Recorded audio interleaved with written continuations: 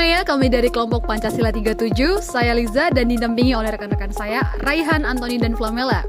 Hari ini kami ingin mengajak teman-teman menyoroti sebuah realita yang cukup pahit di negara kita. Kita tentu mengetahui program makan bergizi gratis atau MBG yang seharusnya menjadi bukti nyata kepedulian negara terhadap masyarakat bawah. Sayangnya, masyarakat justru dibuat kecewa. Kejaksaan Agung telah menetapkan jajaran ex-petinggi Badan Gizi Nasional mulai dari mantan kepala hingga 2 mantan wakilnya sebagai tersangka dugaan korupsi dana program ini. Sangat disayangkan ketika sebuah program yang dirancang untuk menyelamatkan gizi anak-anak Indonesia malah dimanfaatkan untuk kepentingan pribadi para pemangku kebijakan. Berangkat dari kasus ini, kami ingin mengajukan sebuah refleksi bersama, yaitu jika dana untuk rakyat kecil aja itu masih bisa disalahgunakan, lantas masih adakah ruang nilai bagi Pancasila dalam sistem pemerintahan kita saat ini? Oke, jadi mari kita bedah kasusnya bersama. Jadi kasus ini yaitu para tersangka menggunakan dana program MBG yang berasal dari APBN atau uang rakyat. Mereka memarkup harga pengadaan barang yang berupa televisi, sepatu, dan juga motor listrik. Hal ini tentu menjadi kekhawatiran bagi masyarakat, terutama seluruh dana MBG itu dikelola oleh yayasan yang terafiliasi langsung dengan para tersangka. Untuk jumlah dana MBG sendiri, pada tahun 2025 angkanya sudah mencapai cukup tinggi, yaitu pada tahun 2025 dana untuk program MBG sudah berjumlah sebesar 85,2 triliun dan meningkat 3 kali lipatnya pada tahun berikutnya, yaitu 2026 yang berjumlah 268 triliun rupiah, yang mana sekali lagi berasal dari APBN yaitu uang rakyat.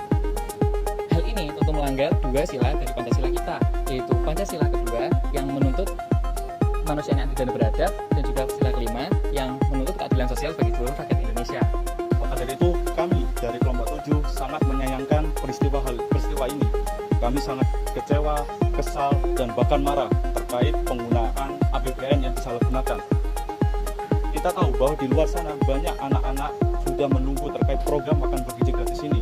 Akan tetapi para pejabat justru menggunakan dana APBN ini untuk kepentingan pribadi. Dan juga masyarakat sudah mengeluhkan ini sejak awal. Akan tetapi juga terkait penegak hukum itu tidak merespon sama sekali. Maka dari itu kami kelompok 7 menawarkan dan mengusulkan solusi yang pertama adalah terkait transparansi APBN. Jadi masyarakat bisa memonitoring terkait penggunaan APBN ini digunakan oleh pejabat-pejabat kita untuk apa saja. Yang kedua, kita memanfaatkan terkait teknologi blockchain, yaitu untuk memantau juga dan untuk meng-track terkait penggunaan APBN yang lebih detail. Jadi semisal terkait di lembaga BGN itu mengusulkan atau membuat anggaran untuk sepeda listrik atau sepeda motor. Nah, maka dari itu nanti masyarakat akan bisa langsung memantau terkait anggaran itu, dan juga nanti masyarakat juga bisa langsung mengkritik terkait sebenarnya ini tuh tidak perlu untuk lembaga ini. Ini bukan sekedar solusi untuk bisnis ya. Jadi ini adalah untuk mengamankan uang APBN yaitu uang rakyat agar tersalurkan dengan baik. Kasus korupsi BGN bukan sekedar skandal hukum.